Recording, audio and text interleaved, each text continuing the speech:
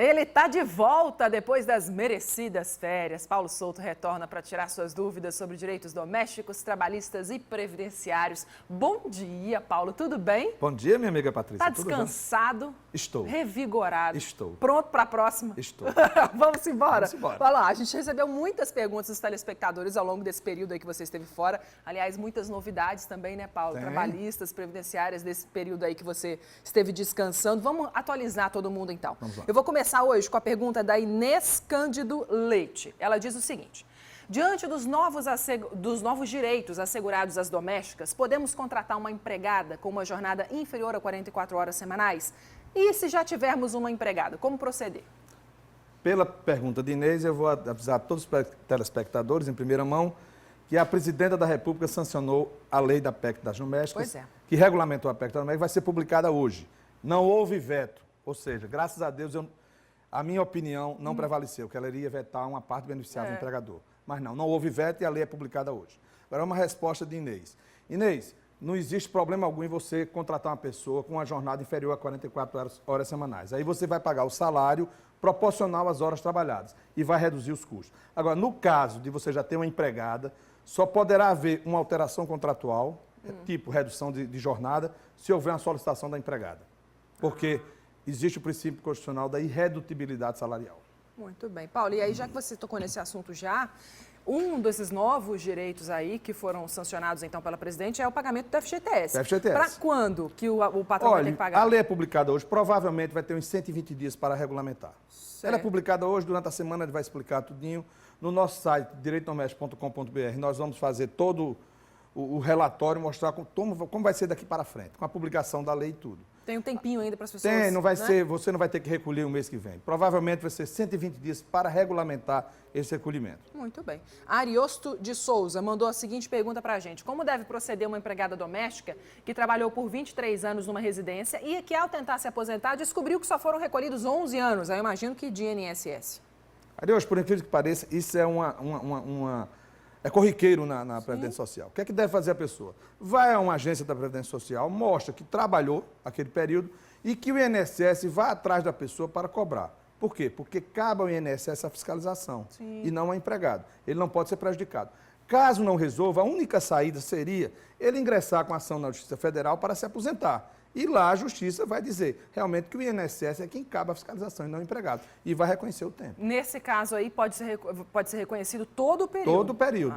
O INSS geralmente procura o empregador que deixou de recolher. Estou curiosa com a resposta dessa pergunta aqui da Daniela, Paulo. Ela diz assim: o feriado nacional de Corpus Christi, depois de amanhã, pode ser trocado pelas empresas privadas e os empregadores domésticos pelo feriado municipal de São João? Eu comunico a todos os telespectadores que Corpus Christi não é feriado nacional. Não existe feriado. Espera aí que eu vou até me sentar aqui agora. Como é que é essa história? Não existe. O dia 4 de junho, na próxima quinta-feira, não é feriado nacional. No serviço público é ponto facultativo. Certo. Nos bancos não existe transações neste dia, porque existe uma portaria do Banco Central assim determinando. Okay.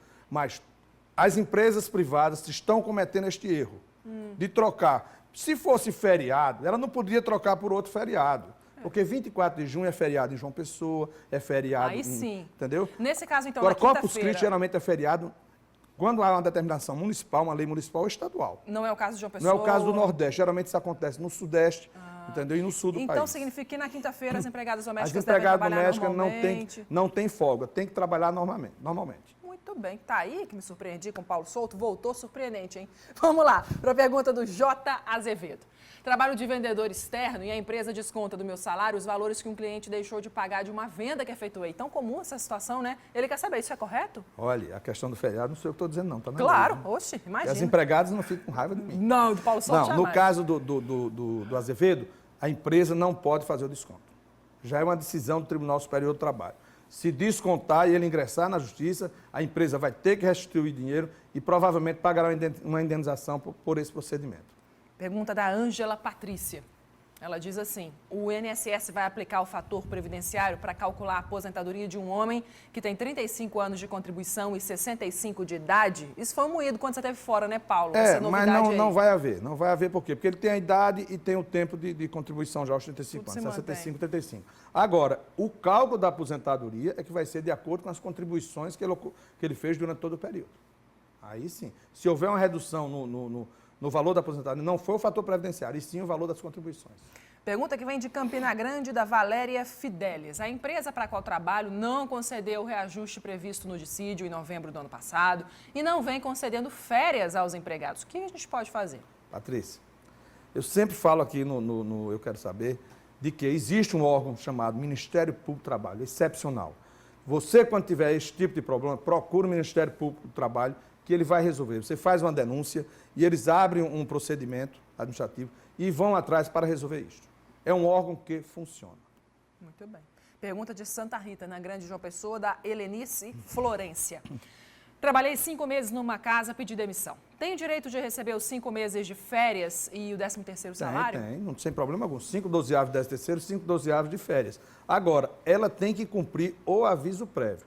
Caso pediu demissão e não cumpriu, o empregador vai ter o direito de descontar na rescisão o aviso prévio que equivale ao valor de um salário mínimo. Ele bota lá o valor do salário mínimo de débito, aí bota o crédito de 5 dozeavos de férias, 5 dozeavos de 13º e faz o cálculo. Que muitas vezes pode dar negativo, mas não significa que ela não recebeu. Ela recebeu, mas teve que pagar o aviso prévio. Lidiane Gomes, ela pergunta assim, o meu pai tem 66 anos de idade, nunca contribuiu para o INSS. Quais os requisitos exigidos pelo Instituto para ele ter direito a um benefício assistencial do idoso? Primeiro, o primeiro requisito ele cumpriu, que é a idade. Ele tem que ter 65 anos de idade. Certo. Agora, o segundo requisito seria que a renda per capita familiar seja inferior a 1/4 do salário mínimo. Ou seja, que a sua família não possa prover a subsistência desse idoso. São esses dois pré-requisitos, então, combinados, né? Combinados. Próxima pergunta da Cleide Alves. Uma cuidadora de uma idosa tem direito de folgar sem prejuízo do salário nos feriados? Patrícia, é um problema corriqueiro aqui na casa de pessoas que têm cuidadores de idosos trabalhando. Por quê? Porque o cuidador necessita daquela pessoa. Sim. Seja feriado, seja ou não. Seja um domingo ou não. O que é que eu sempre aconselho? Ter uma folguista para esses dias ou combinar com a cuidadora de que ela trabalha naquele feriado e ele pague. Tem que haver isso. Entendeu? Quem vai decidir é o empregador. Ou ele opta por uma folguista para tirar feriado, sábado e domingo, ou vai ter que combinar e pagar o dia extra que essa pessoa trabalhar. Se o empregador optar por essa segunda opção, o funcionário tem que trabalhar. Mas ele também tem que ter um repouso semanal. Claro, exatamente. Paulo, obrigada pelas respostas de hoje aqui. Na semana que vem a gente volta na terça-feira para falar mais sobre direitos domésticos, trabalhistas e previdenciários. Como você viu aí hoje, daqui para a próxima semana já deve ter novidade, então. Não, tem novidades, isso sai hoje. Exato, hoje. Então a gente vai repercutindo essa história. Você pode ir mandando as suas dúvidas. Com certeza muita gente ainda tem dúvidas. Eu quero saber, @cabobranco.tv.br. Eu quero saber, @paraíba.tv.br. Pode escrever para a gente. Obrigada, tá, Paulo? Boa semana para você. Boa semana. Bom retorno às suas atividades e até semana que vem. Obrigado, Patrícia. Até terça.